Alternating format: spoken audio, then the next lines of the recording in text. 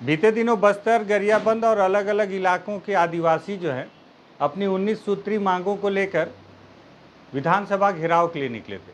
हालांकि आदिवासी विधानसभा घेराव तो नहीं कर पाए, लेकिन इस दरमियान मेरी मुलाकात उनसे रास्ते में हुई और मैंने उन पर एक रिपोर्ट किया और उस रिपोर्ट से एक नया बवाल उठ गया। बवाल क्या है वो पूरा विस्तार से आप समझिए। नमस्कार, मैं विकास तिवारी हूँ और आप बस्तर टॉकीज़ देख रहे हैं। दरअसल क्या हुआ कि बस्तर के आदिवासी और आसपास क्षेत्र के आदिवासी सिलगेर के आंदोलन और अलग अलग चल रहे आंदोलन, जो कैंप के विरोध में और अलग अलग मांगों को लेकर जो विरोध चल रहे थे और उन्हें जिस तरह से उनके आंदोलन को दबाया जा रहा था, उसको लेकर आदिवासियों में एक बड़ा विरोध उपजा और इस विरोध के फलस्वरूप आसपास के क्षेत्र के बड़ी संख्या में आदिवासी एकजुट होकर पैदल ही विधानसभा घेराव के लिए निकले थे। इस दरमियान पुरूर में मेरी उनसे मुलाकात हुई। पुरूर जो है बालोद ज़िले के अंतर्गत आता है। वहाँ जब मेरी उनसे मुलाकात हुई तो मैंने उन पर एक रिपोर्ट भी तैयार किया।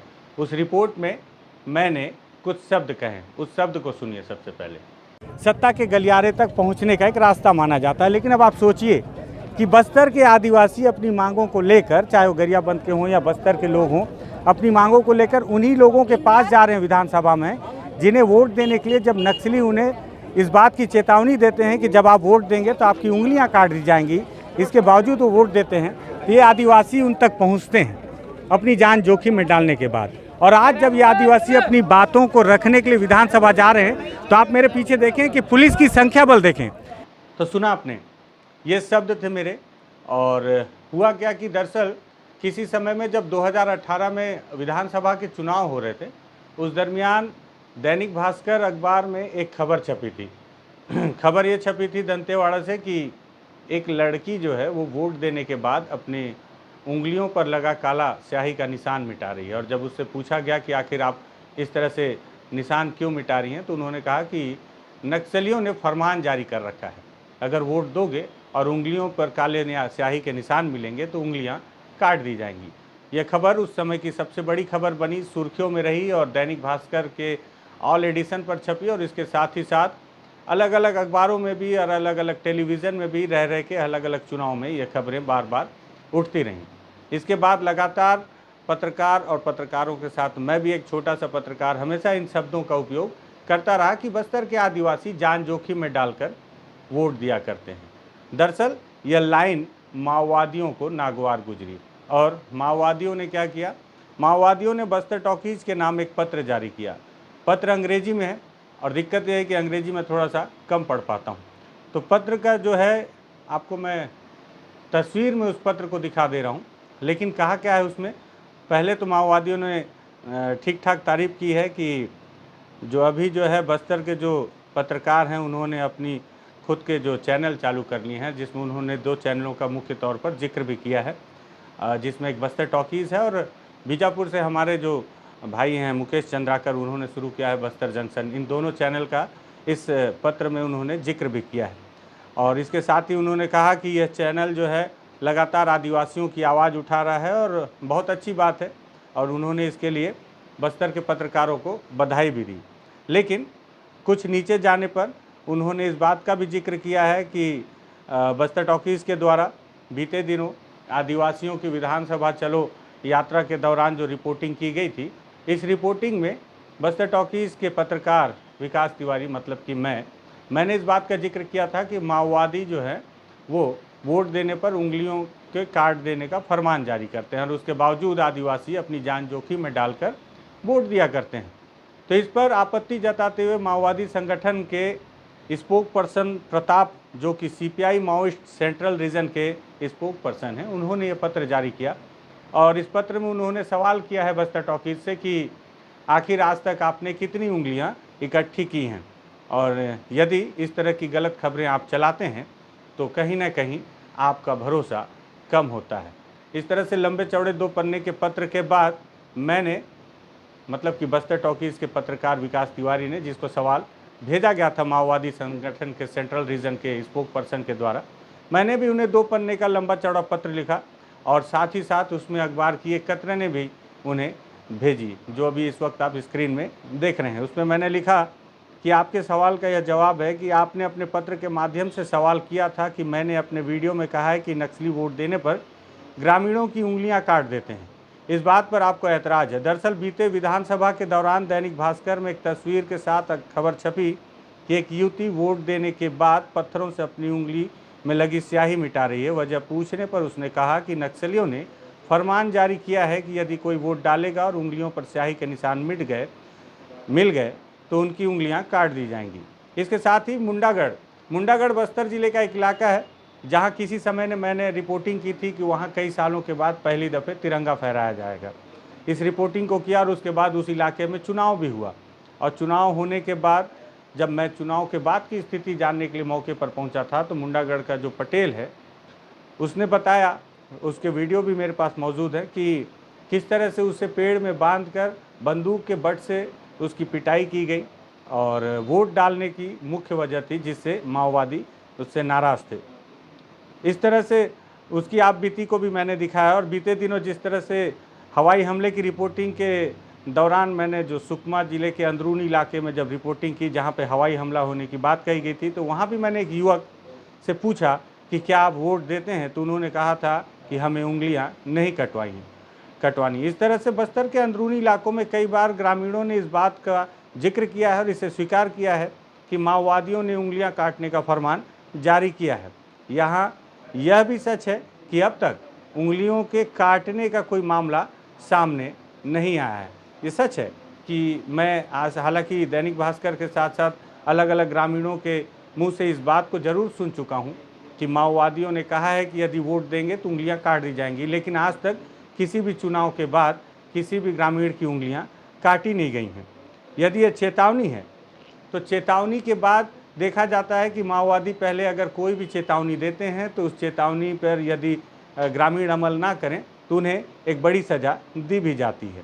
इसके बाद मैंने इस बात का भी जिक्र किया कि अपने वीडियो में इस लाइन का उपयोग किया है इस अखबार के बाद और इस खबर की कतरन के बाद। यदि आप सभी को मेरे द्वारा बोले गए इन शब्दों से ऐतराज़ है, जब यह खबर दैनिक भास्कर में छपी थी तो उस वक्त आपको इसका खंडन जारी करना चाहिए था, जिसके पीछे कि कोई भी पत्रकार इन पंक्तियों का उपयोग ना करे। और सीधी सी बात है, यदि माओवादी किसी तरह की जानकारी का खंडन जारी करते हैं तभी इस बात की जानकारी मिलती है कि वाकई में संगठन के अंदर खबरों को लेकर चल क्या रहा है। अखबार की कटिंग भेजा हूं और इस पर यदि आपको कोई आपत्ति है तो आप इस पर भी खंडन जारी करने का कष्ट करें। ये तो मेरा जवाब हो गया। और जवाब होने के बाद फिर से माओवादी संगठन के सेंट्रल रीजन के प्रवक्ता प्रताप ने हिंदी में, क्योंकि मैंने हिंदी में जवाब दिया, वो भी समझ गए कि पत्रकार है, ज़मीनी स्तर का पत्रकार है लेकिन अंग्रेजी से काफ़ी दूर है, तो उन्होंने मुझे हिंदी में एक पत्र लिखा। पत्र मैं मोबाइल में पढ़ रहा हूँ कि विकास तिवारी जी नमस्ते, आपके लेटर के लिए हम बहुत आभारी हैं, धन्यवाद। ये जो पत्र है ये माओवादियों का पत्र है।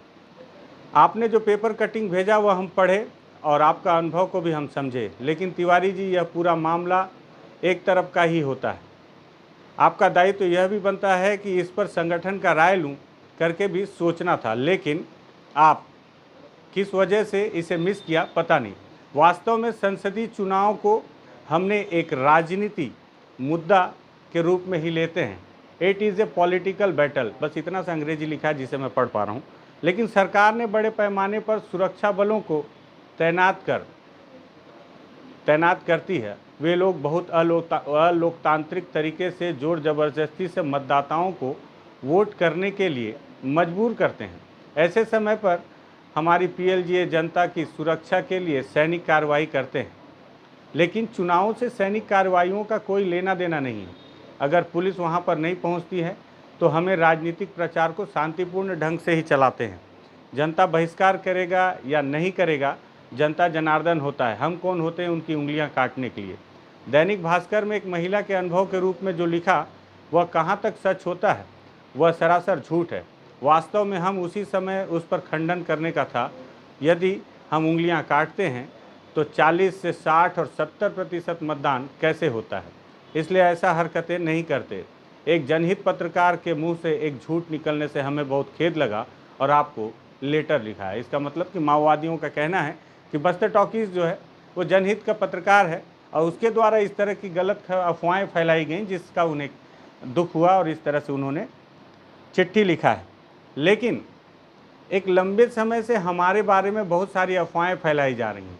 बाहर ऐसा एक माहौल बन गया है कि एक साधारण नागरिक नक्सलवाद का नाम सुनते ही एक बड़ा खूंखार के रूप में, या नहीं तो एक शैतान के रूप में, या नहीं तो एक हत्यारे के रूप में कल्पना करते हैं।